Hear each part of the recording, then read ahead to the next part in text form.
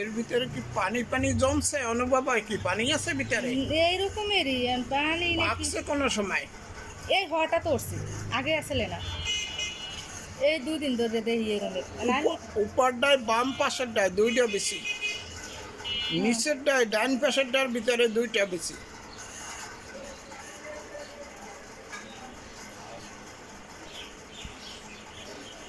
না। দেখেন দেখতে ভিডিওতে দেখি ওই মানে এটা স্পষ্ট দেয়